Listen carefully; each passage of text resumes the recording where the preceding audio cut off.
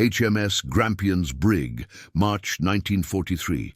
Captain Robert Henshaw stared at the body swaying from a torn bedsheet, the word deserter scrawled in blood across cheap paper. But Kapitän-Leutnant Klaus Werner wasn't a deserter. He was a prize. The American intelligence officer beside him whispered 6 words that changed everything. "Sir." He was about to talk. This wasn't suicide. This was warfare's darkest front, where American ingenuity turned captured enemies into weapons, and someone just murdered their greatest asset. The North Atlantic, March 17th, 1943, row 347 hours. The smell hit first. Salt spray mixed with diesel fuel, unwashed bodies, and something sharper. Fear. HMS Grampian's detention block sat 3 decks below the waterline, where the hull groaned against February swells and condensation dripped like measured time. 23 German submariners occupied cells designed for 12. They'd surrendered 72 hours earlier when depth charges cracked U-247's pressure hull off Newfoundland, sending ice-cold seawater flooding through ruptured seams at crushing depth. Captain Robert Henshaw descended the narrow ladder, his uniform already damp from the perpetual moisture. British Royal Navy, 41 years old, educated at Dartmouth, veteran of convoy escorts that had watched too many merchant ships burn. But tonight, he wasn't alone.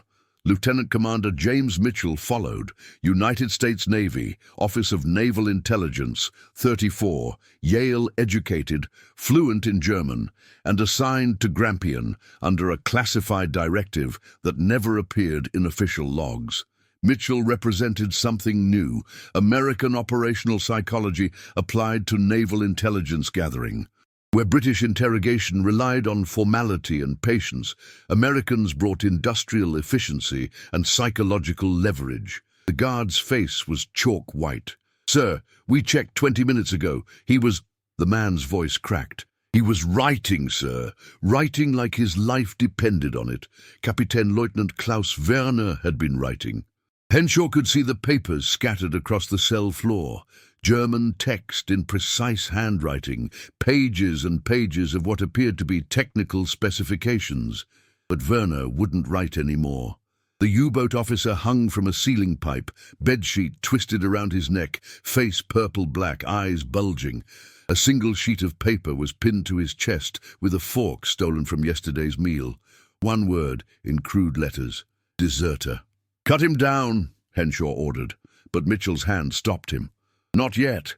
The American's voice carried the flat certainty of someone who'd seen this before. Mitchell circled the body, examining angles, studying the scattered papers without touching them. "Look at his hands." Werner's fingernails were torn, 3 completely ripped away, leaving raw beds that had bled onto his palms. His knuckles showed defensive bruising, fresh, perhaps 2 hours old. The positioning was wrong too. The bedsheet knot sat at the base of Werner's skull, not beneath his jaw where a suicide would typically place it. Mitchell pointed to scuff marks on the wall, boot prints at shoulder height, the pattern of someone being lifted or held. "This wasn't suicide, Captain. This was execution disguised as suicide, and whoever did it needed Werner dead before tomorrow's interrogation session." Mitchell finally met Henshaw's eyes. He was scheduled for 0800 hours. My session. We'd spent 3 days building rapport, offering small comforts. Extra rations, cigarettes, warmer blankets. Werner was cracking. Last night, he asked if his family could receive a letter. That's the breakthrough moment. That's when they start talking. The strategic situation was brutally clear. U-boats were winning the Atlantic War. In February alone, 63 Allied merchant ships had been torpedoed. 359,128 tons of desperately needed supplies sent to the ocean floor. Convoys sailed in constant terror, zigzagging across grey water, while submarines hunted in wolf packs, coordinated by encrypted radio transmissions that Allied codebreakers couldn't fully penetrate. The German Enigma cipher machine remained partially opaque. especially naval variants that changed daily settings. Every convoy that departed Britain might be steaming directly into ambush positions that German naval command arranged like chess pieces. British interrogation techniques followed Geneva Conventions strictly. No physical coercion, no threats against prisoners' families, no promises that couldn't be kept. It was civilized, proper, and catastrophically slow. Men died while interrogators maintained propriety. Ships burned while captured officers exercised their right to silence. Mitchell represented America's different approach. The United States had entered the war with industrial determination and pragmatic ruthlessness. If conventional methods failed, Americans engineered new methods. The Office of Naval Intelligence had established classified facilities at Fort Hunt, Virginia, where captured German officers encountered interrogation protocols that blurred legal lines. Psychological pressure replaced physical coercion. Manufactured evidence suggested betrayal by comrades. Prisoners were housed in bugged cells where planted fellow prisoners extracted intelligence through carefully scripted conversations. It wasn't torture. It was theater, psychological warfare prosecuted with the same industrial efficiency that powered American shipyards and aircraft factories. Werner had been the perfect candidate. 31 years old, married, 2 daughters aged 4 and 6. Before the war, he'd taught mathematics at gymnasium in Bremen. He'd joined the Kriegsmarine in 1939, not from Nazi enthusiasm, but from economic necessity. Teaching positions disappeared when budgets shifted to armament. His U-boat service was competent but not fanatical. Mitchell had identified him within hours of capture. Intelligent, civilized, conflicted about the war's morality, desperately worried about his family surviving British bombing raids on Bremen. Werner wanted to live, wanted his family to survive, and was beginning to understand that cooperation might accomplish both. What was he writing? Henshaw gathered the scattered papers carefully. The text was technical. Detailed descriptions of U-boat operating procedures, communication protocols, even partial information about recent patrol patterns. Werner had been documenting everything, providing intelligence that could save dozens of Allied ships. Each page represented lives that wouldn't burn in torpedo explosions, sailors who'd survived to see families again. "He was giving us everything," Mitchell said quietly. Wolfpack coordination procedures, radio schedules, recognition codes for the March convoy operations. This intelligence could change the entire Atlantic balance. He paused, studying the cell's other occupants through the bars. 22 German submariners occupied surrounding cells, watching with expressions ranging from hostility to carefully neutral. Which means someone in this block knew what Werner was doing and decided he needed to die before finishing. The dilemma crystallized with brutal clarity. One of the prisoners had murdered Werner to protect German operational security. That man was a fanatic, a true believer who'd killed to prevent intelligence compromise. He was also trapped in this detention block with 21 other men, any one of whom might be the next to crack under American psychological pressure. If Mitchell couldn't identify and isolate the killer, every future interrogation breakthrough would end in another suicide. British procedure required informing superiors, conducting formal investigation, maintaining proper chain of evidence. That process would take weeks while submarines continued sinking ships. Mitchell's approach was characteristically American. Immediate action, unconventional methods, results prioritized over procedure. "We need to interrogate every prisoner tonight," Mitchell stated, "separately, simultaneously if possible. Compare their stories, identify inconsistencies, break whoever did this before they can kill again." He looked at Henshaw directly. "I need your authorization to violate standard interrogation protocols. No sleep, psychological pressure, implied threats. Whatever it takes to identify the killer within 24 hours. Henshaw felt the weight of decision. He'd been raised in a system that valued rules, procedure, civilized conduct, even toward enemies. But civilization was losing the Atlantic War. The Royal Navy had buried too many merchant sailors, watched too many burning tankers slip beneath the waves, trailing oil slicks and bodies.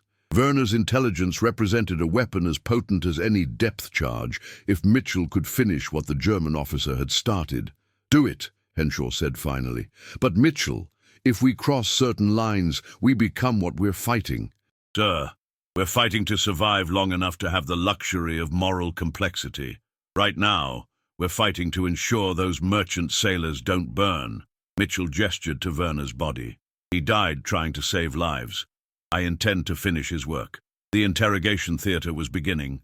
22 German prisoners, one murderer among them, and an American intelligence officer who understood that winning wars required winning battles that no newspaper would report and no history would celebrate.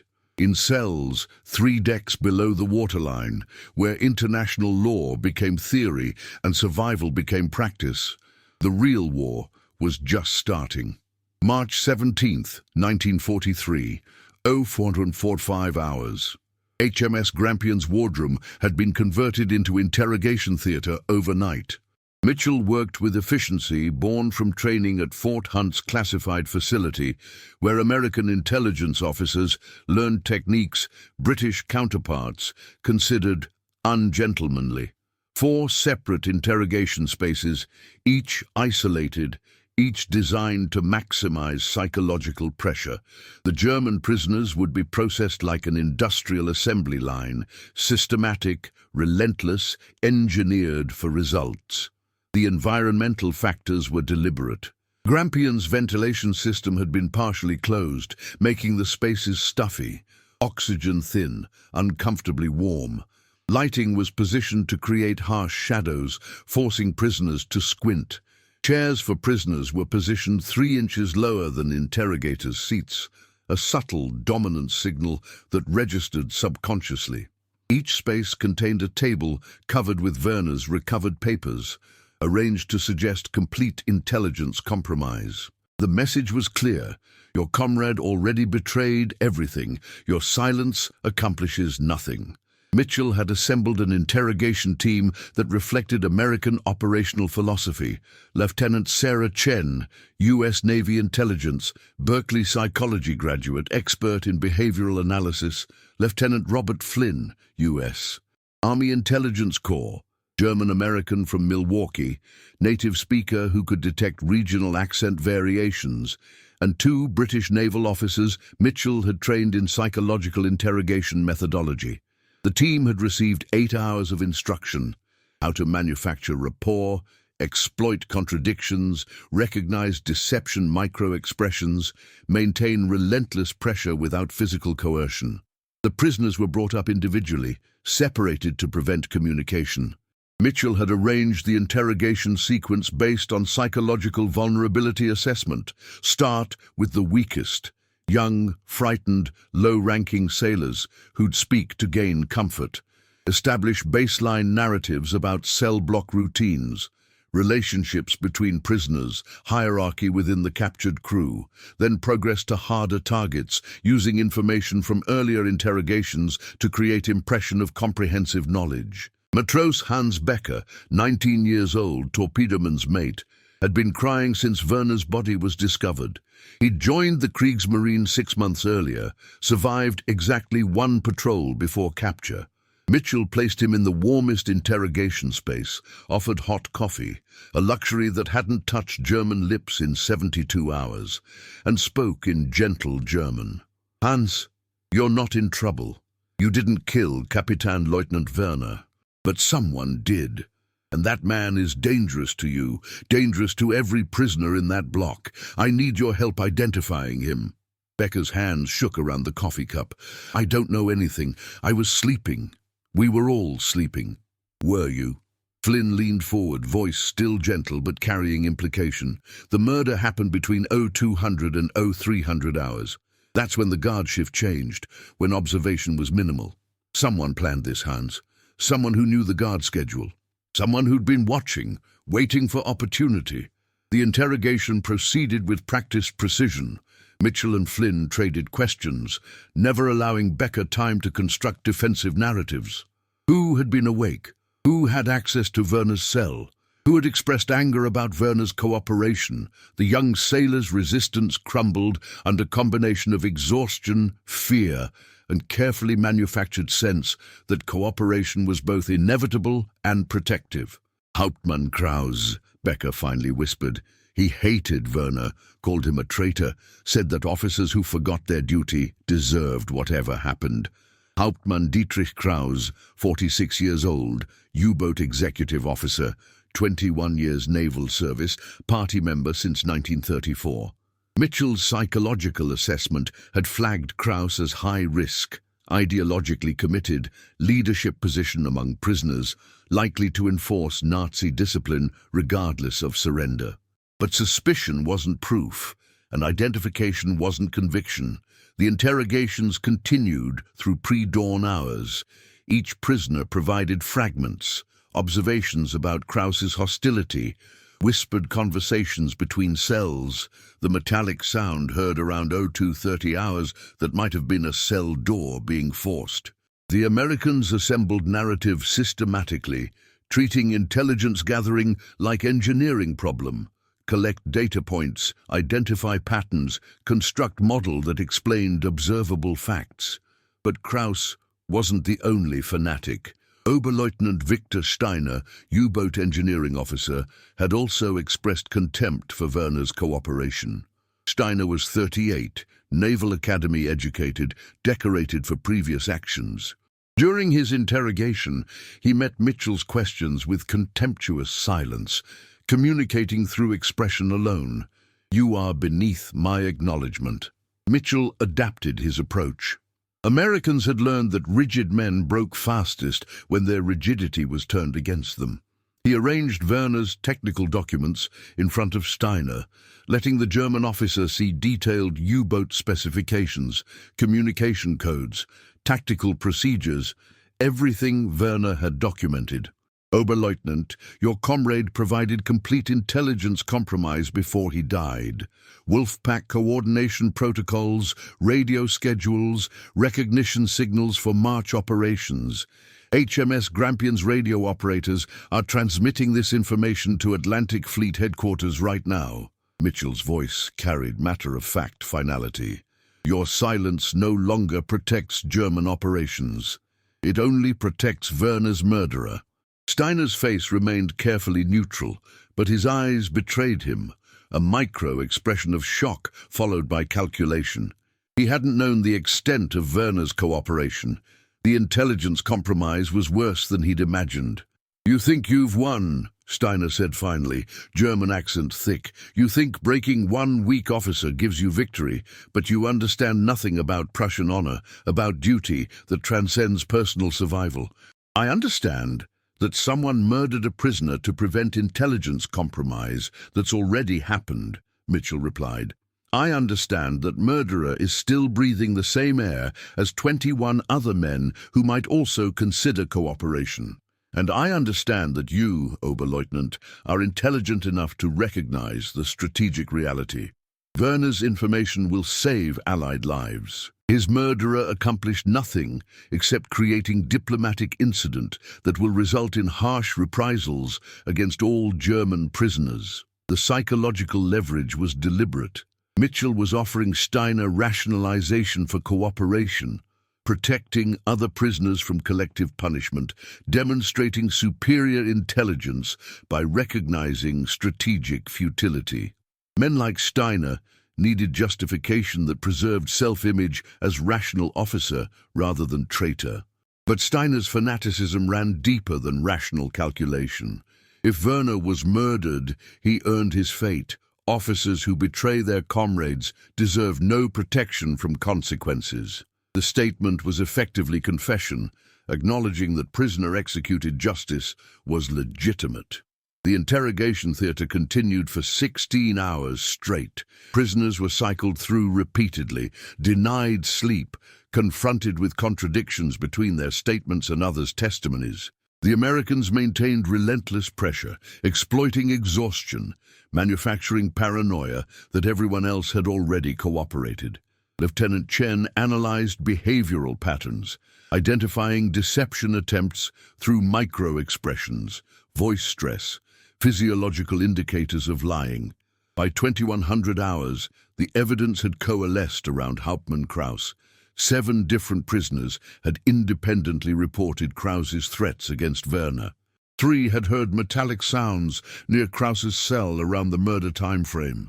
2 reported seeing Krauss with torn bedsheet material the previous day, claiming he was making repairs. Most damning, Krauss had defensive injuries on his right hand, bruised knuckles consistent with striking someone, fresh scratches that matched Werner's desperate resistance, but confession remained elusive. Krauss sat in interrogation chair like granite monument, refusing to acknowledge questions, refusing even to make eye contact. His silence was weapon, his contempt was armor. Traditional interrogation, even American psychological pressure, was failing against ideological commitment that transcended personal preservation. Mitchell consulted with Henshaw privately. He did it. I have circumstantial evidence, witness testimony, physical injuries that match the crime. But I can't break him through psychological pressure alone. Men like Krauss view suffering as validation of ideological purity. So, what do you need? Henshaw asked, though his expression suggested he already knew the answer. I need to convince him that his silence harms the cause he's protecting.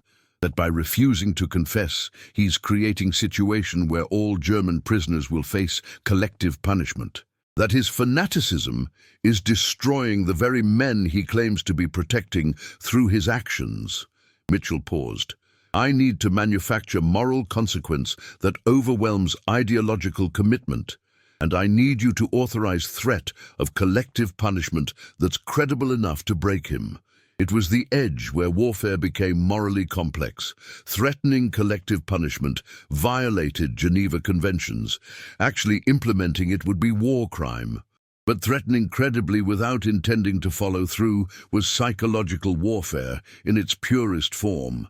Theater designed to save lives by preventing future murders. Henshaw made the decision that would haunt him for decades. Do what's necessary. But Mitchell, the threat remains threat. We don't actually harm prisoners to break one man's silence. Understood, sir. I'm not asking to become monsters. I'm asking for permission to make Krauss believe we might. The interrogation resumed at 2300 hours. This time, Mitchell brought all 21 other German prisoners into adjacent holding space where they could hear everything said in interrogation room. He positioned Krauss in chair facing the door, ensuring the German officer could see his comrades' faces. Hauptmann, you've chosen silence. That's your right under Geneva Conventions, but your comrades don't have that luxury.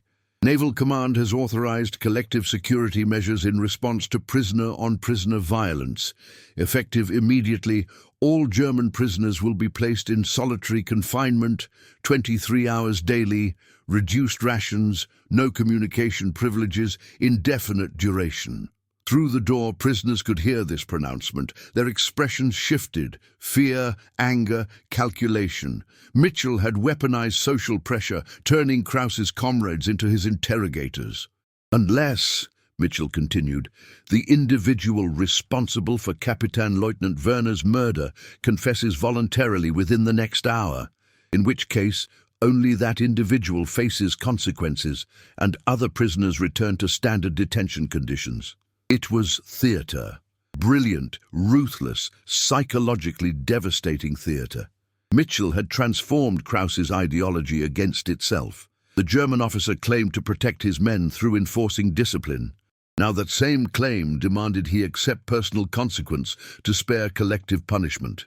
His fanaticism required sacrifice, but sacrifice that preserved his comrades rather than destroying them. The silence lasted 43 minutes. Then Hauptmann Dietrich Krause spoke.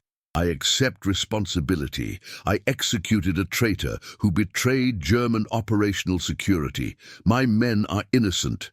I acted alone. Mitchell had won, but victory tasted like ashes. because winning required becoming something that made moral men uncomfortable. The Americans had broken Krauss not through torture, but through engineering psychology until ideology consumed itself. It was warfare prosecuted in shadows where ethics became fluid and necessity rewrote rules. March 19, 1943. Allied Naval Intelligence Headquarters, Washington, D.C., 15:34 hours. Rear Admiral Thomas Holcomb read Mitchell's encrypted report twice before setting it down on mahogany desk cluttered with Atlantic convoy status maps. Each red pin marked a sinking.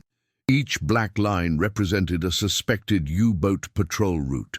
The board looked like infection spreading across blue ocean, systematic, deadly, accelerating. But Mitchell's report represented antibody, potential cure for an illness that was bleeding Allied merchant fleets dry. "He got a confession," Holcomb said to the junior officer standing at attention, "and more importantly, he secured Werner's technical intelligence before the murder could destroy it. This is exactly what the program was designed to accomplish." The program. That's what they called it in internal memoranda, avoiding specific terminology that might appear in documents subject to congressional oversight or media investigation. The program represented American innovation applied to intelligence gathering, systematic psychological exploitation of captured enemy personnel, prosecuted with industrial efficiency at facilities that didn't officially exist. Fort Hunt, Virginia, Byron Hot Springs, California, classified locations where German prisoners encountered interrogation protocols that transformed humans into intelligence assets. The ethical complexity was acknowledged privately, never publicly. Traditional military interrogation followed Geneva Conventions. Prisoners provided name, rank, serial number, everything else was voluntary. That approach was civilized, proper, and catastrophically insufficient when enemies employed total war. Nazi Germany showed no restraint: concentration camps, civilian bombing, unrestricted submarine warfare. American pragmatism asked brutal question: should we lose while maintaining moral purity? The program's answer was nuanced. No physical torture that violated American values and produced unreliable intelligence, but psychological pressure, environmental manipulation, manufactured social consequences.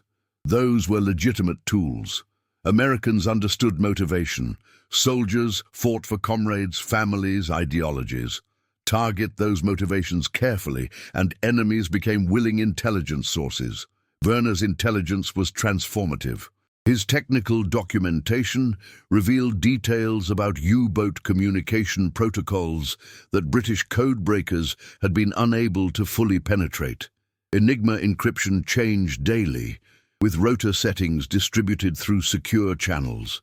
But Werner had documented the backup communication system, visual signals used when radio silence was necessary, recognition codes for rendezvous points, even behavioral patterns in how U-boat commanders responded to Allied countermeasures. Most crucially, Werner had provided information about March convoy operations. German Naval Command had concentrated 15 U-boats into Wolfpack, designated Gruppe Raubgraf, Robber Baron, positioned to intercept Allied convoy HX-229 crossing from New York to Liverpool. HX-229 carried 42 merchant ships loaded with war materials, tanks, aircraft, ammunition, petroleum products, food supplies. Losing HX-229 would represent strategic catastrophe. Hundreds of thousands of tons of supplies destroyed, perhaps 3,000 sailors killed, irreplaceable material lost. But Werner's intelligence provided Wolfpack positioning, communication schedules, intended attack vectors.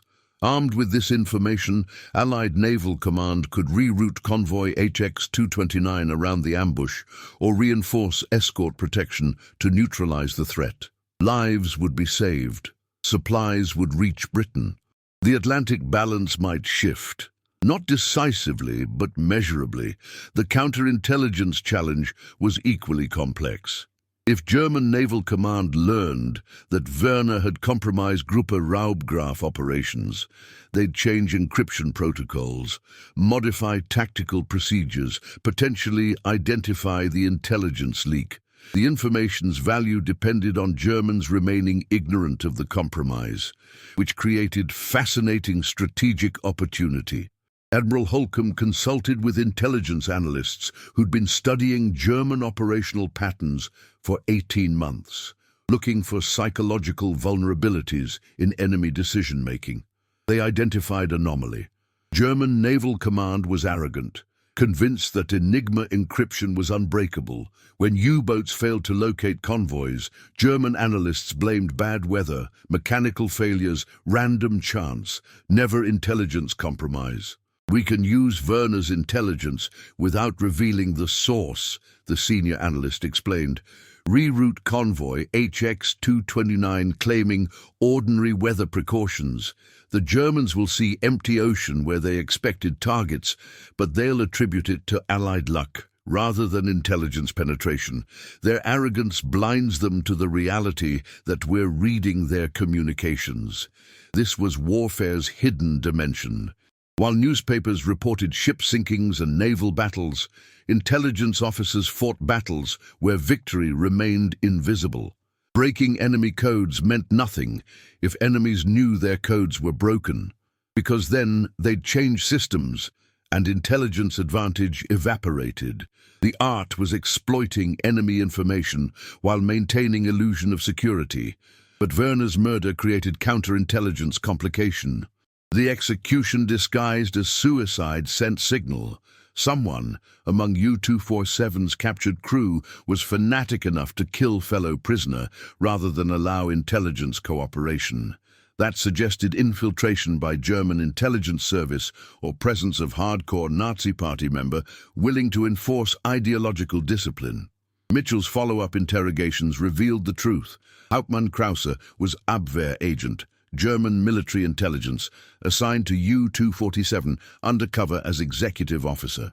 His mission was counterintelligence, identifying potential collaborators among crew, preventing intelligence compromise if captured, eliminating threats to operational security.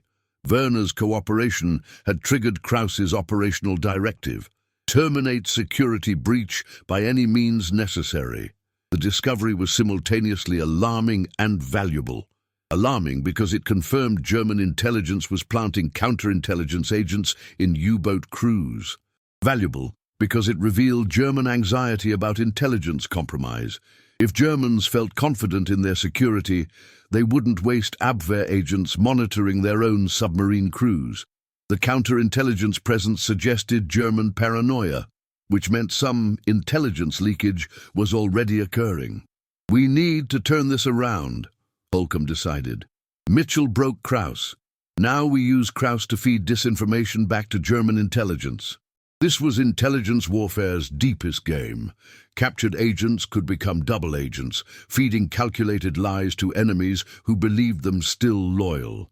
The British had perfected this through double-cross system. Captured German spies controlled by MI5, transmitting false intelligence to Berlin.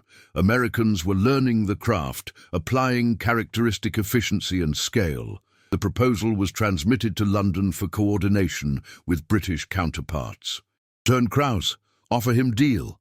Confess completely, provide details about Abwehr counterintelligence operations, agree to transmit disinformation through hidden communication channels. German intelligence believed secure.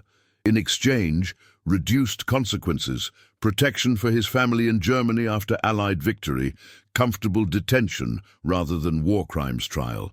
The psychological pressure would be immense.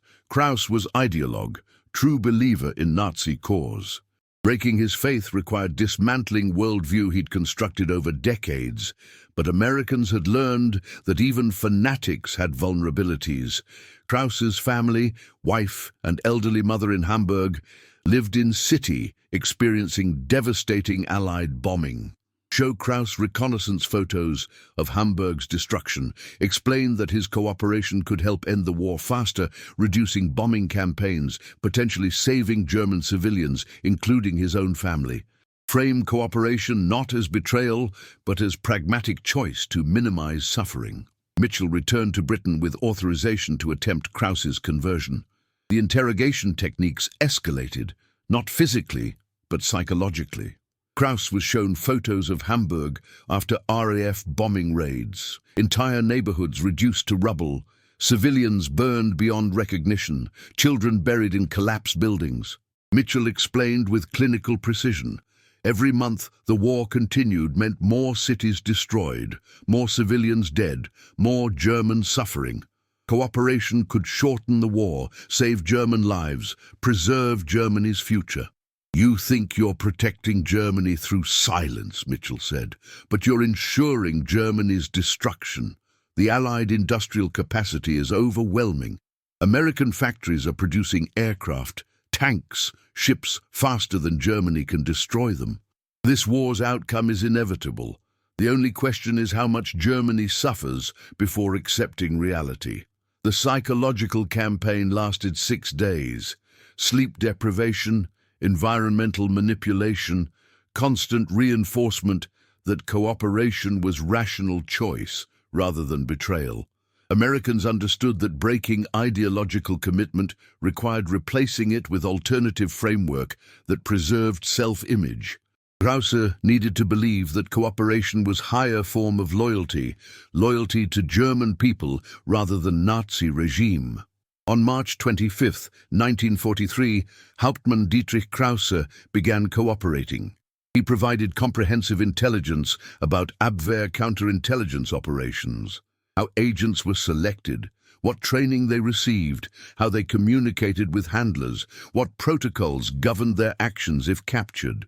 He revealed hidden communication methods, coded letters to neutral country addresses, invisible ink formulas, shortwave radio procedures for emergency transmissions. Most crucially, Krause agreed to transmit disinformation. Using his established communication channels, he'd informed German intelligence that Werner's murder had successfully prevented intelligence compromise, that Allied knowledge of Gruppe Raubgraf operations came from other sources, that U-boat encryption remained secure. The message would reinforce German arrogance, preventing the protocol changes that would nullify Werner's intelligence value. The operation was warfare prosecuted in shadows, where truth became weapon and lies became shield. Mitchell had transformed tragedy, Werner's murder, into strategic advantage. The German officer who'd cooperated to save lives would save them posthumously, his intelligence protecting convoys he'd never see. The fanatic who'd murdered him became unwitting instrument of Allied victory, his false reports protecting the very intelligence compromise he'd tried to prevent. But Admiral Holcomb understood darker reality. This victory had cost something intangible, but irreplaceable. Americans had crossed lines, violated principles, become practitioners of moral complexity that made comfortable citizens uncomfortable. The program produced results: lives saved, ships protected, strategic advantage gained. But results came at price, measured in ethical compromise and psychological burden, carried by men like Mitchell, who prosecuted necessary warfare that no one would celebrate. "Is it worth it?" Holcomb asked his intelligence chief privately. "What we're asking these men to do, what we're becoming?" The answer was silence. Because in March 1943, with Atlantic convoys burning and U-boats hunting freely, the only question that mattered was survival. Ethics were luxury that victors could debate after victory was secured. Losers had no opportunity for moral reflection, only graves. April 15, 1945, Allied Naval Headquarters, London, 16:23 hours. The war in Europe would end in 23 days, though few knew it yet. Admiral Holcomb stood before wall-sized map displaying Atlantic shipping lanes, comparing April 1945 statistics against March 1943, numbers that had haunted Allied command. The transformation was absolute. March 1943. 63 Allied merchant ships sunk, 359,328 tons destroyed. Atlantic convoy routes hemorrhaging supplies faster than American production could replace them. U-boats operated with near impunity. Wolf packs coordinating through encrypted communications that Allied intelligence could only partially penetrate. The Battle of the Atlantic was being lost, and losing it meant losing the entire European war. Without supplies reaching Britain, the planned invasion of France would collapse. Without petroleum products, Allied armies couldn't move. Without food, Britain would starve into submission. April 1945, 4 Allied merchant ships lost, 23,451 tons, a 93% reduction in losses. U-boat fleet was shattered, surviving submarines unable to operate effectively.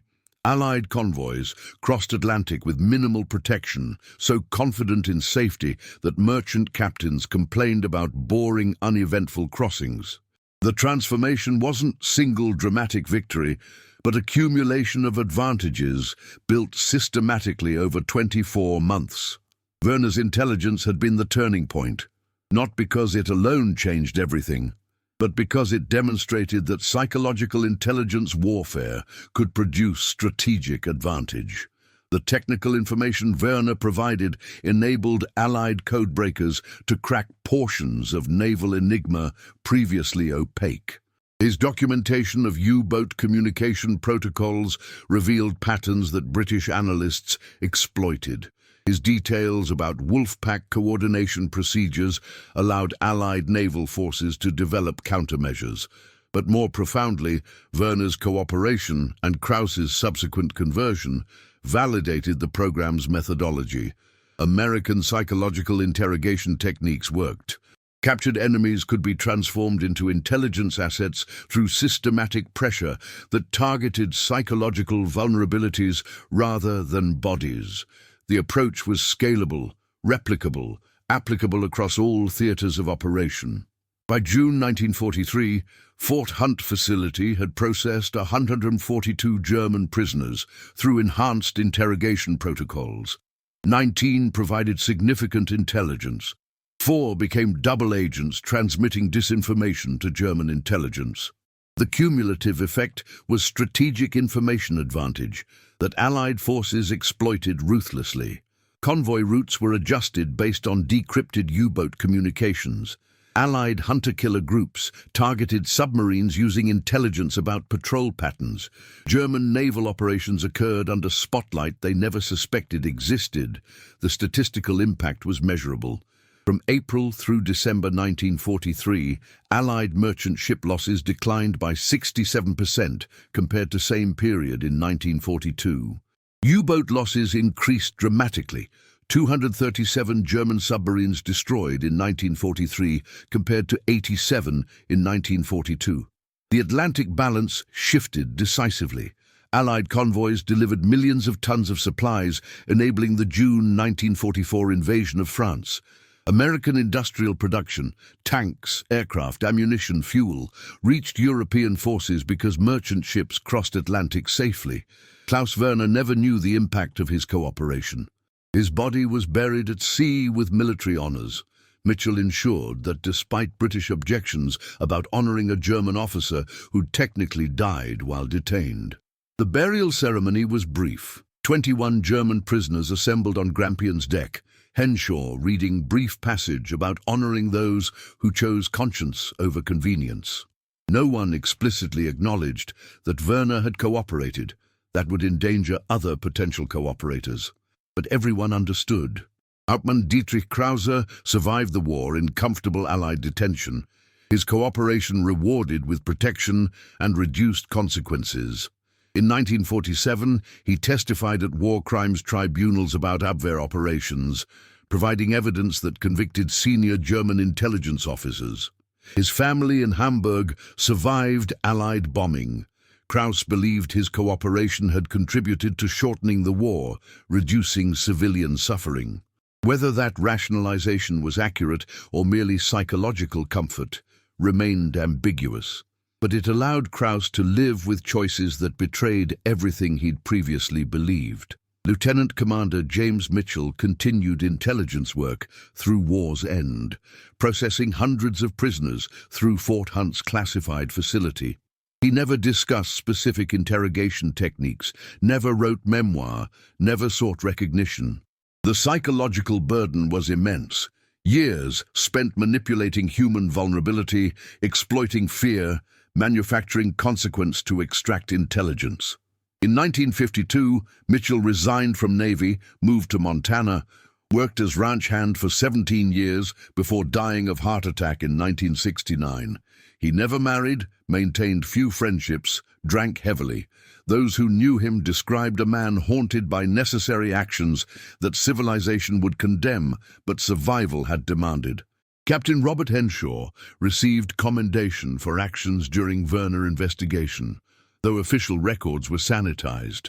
No mention of unauthorized interrogation protocols, psychological pressure, threatened Geneva Convention violations.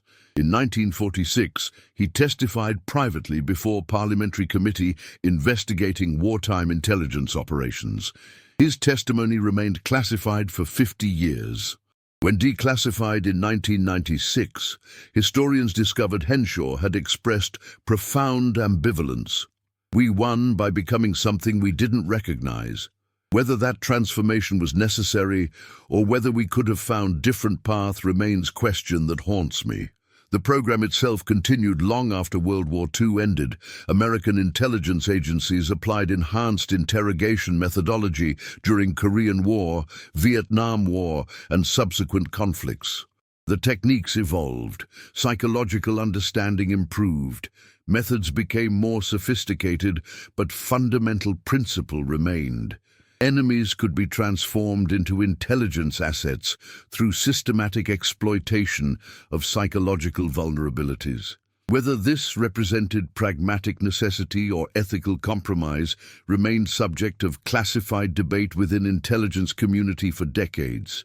In 1983, a junior historian at Naval Historical Center discovered partially declassified file about enhanced prisoner intelligence protocols used during Atlantic Campaign.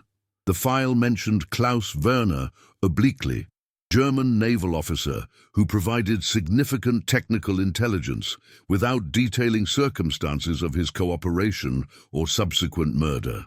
The historian requested additional declassification, arguing that understanding World War II intelligence operations required complete historical record. The declassification process took 14 years. In 1997, previously secret documents revealed Werner's story, his cooperation, Krause's murder attempt, Mitchell's interrogation breakthrough, the intelligence impact on Atlantic convoy operations. The revelations sparked academic debate about intelligence ethics, necessities of wartime decision-making, and moral cost of victory. Civil libertarians condemned psychological interrogation as Geneva Convention violation. Military historians defended it as necessary innovation that saved thousands of lives. The debate continues unresolved because war's moral complexity resists simple answers. But one fact remained indisputable. Klaus Werner's cooperation contributed materially to Allied victory in Atlantic. His technical intelligence enabled code-breaking advances that compromised German naval communications. His documentation of U-boat procedures informed countermeasures that destroyed submarine effectiveness. His willingness to prioritize human life over institutional loyalty demonstrated that even in total war, individual conscience could influence strategic outcomes. The ledger of silent victories extended far beyond single intelligence breakthrough. Werner represented thousands of unnamed individuals who made choices during World War II that history wouldn't celebrate. Code breakers who decrypted messages, engineers who designed incremental improvements to radar systems, factory workers who manufactured equipment with obsessive precision, intelligence officers who prosecuted psychological warfare in shadows. Their contributions weren't dramatic. No storming beaches, no aerial dogfights, no tank battles. But collectively, they determined victory. On May 8, 1945, when Germany surrendered unconditionally, Allied merchant fleet had delivered 268 million tons of supplies across Atlantic during 6 years of war. Those supplies had enabled Soviet resistance on Eastern Front, sustained Britain through darkest years, facilitated American-British invasion of France that ended Nazi regime. The supplies crossed ocean because intelligence warfare had neutralized U-boat threat, not completely, not immediately, but systematically enough to tip strategic balance. Klaus Werner's name doesn't appear on war memorials. No monuments commemorate his cooperation. Official histories mention him tangentially, if at all. But naval veterans who survived convoy crossings owe their lives partly to German officer who chose conscience over institutional loyalty, who died attempting to prevent other deaths, whose intelligence saved thousands he'd never meet. The final assessment came from Admiral Holcomb, who retired in 1947 and spent remaining years teaching naval history at Annapolis. In unpublished memoir discovered after his death in 1961, he reflected on the program and men like Werner. We asked them to betray everything, nation, comrades, oaths they'd sworn. We exploited their fears, their love for family, their psychological vulnerabilities. We became interrogators who'd make our peacetime selves recoil. But they also asked us to watch ships burn, sailors drown, civilian convoys torpedo-struck, carrying children evacuated from bombed cities. War forced impossible choices between values we held equally sacred. Werner chose to save lives. We chose to enable that choice through methods that violated values we claimed to defend. Whether we were right remains question I'll never answer. I only know that merchant sailors who survived convoy crossings deserved the chance to live, and Werner gave them that chance at cost of his own life. History will judge whether the price was acceptable. I'm no longer certain. Until the moral complexity endures. The intelligence warfare prosecuted in HMS Grampion's detention block during March 1943 saved lives measurably, shortened war probably, and compromised principles uncomfortably. Werner was hero and traitor simultaneously. Mitchell was defender and tormentor. Krauss was murderer and ultimately unwitting instrument of Allied victory. The categorizations resist simplicity because war itself resists simplicity. But beneath moral ambiguity lies clearer truth. Ordinary individuals confronted extraordinary circumstances and made choices that influenced historical outcomes. Klaus Werner, mathematics teacher from Bremen, who wanted family to survive, chose cooperation despite institutional pressure demanding silence. That choice mattered. That choice saved lives. That choice deserves remembrance, even when accompanied by uncomfortable questions about methods that enabled it.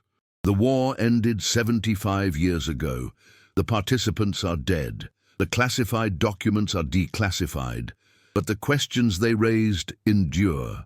What costs are acceptable to achieve victory? Where does necessary pressure become unethical coercion? Can civilization be defended through uncivilized methods without destroying the civilization being defended? These questions have no universal answers, only context-dependent judgments made by individuals confronting impossible choices. Klaus Werner made his judgment. History records outcome, Atlantic secured, supplies delivered, Allied victory enabled. The cost, his life, his honor among comrades, his nation's condemnation, was borne silently. Whether that sacrifice was heroic or tragic depends on which values the observer prioritizes. But the sacrifice was real, the impact was measurable, and the memory deserves preservation alongside more celebrated victories that depended on unnamed individuals making harder choices in darker places where newspapers never reached and glory never arrived. If you found this story of hidden heroism and impossible choices compelling, please subscribe to our channel for more untold stories from World War II. We explore the shadows where history was made by ordinary people facing extraordinary circumstances. Share your thoughts in the comments. Do you believe Werner's cooperation was justified? What would you have done? Hit that like button and join us next time as we uncover another chapter of history that deserves to be remembered.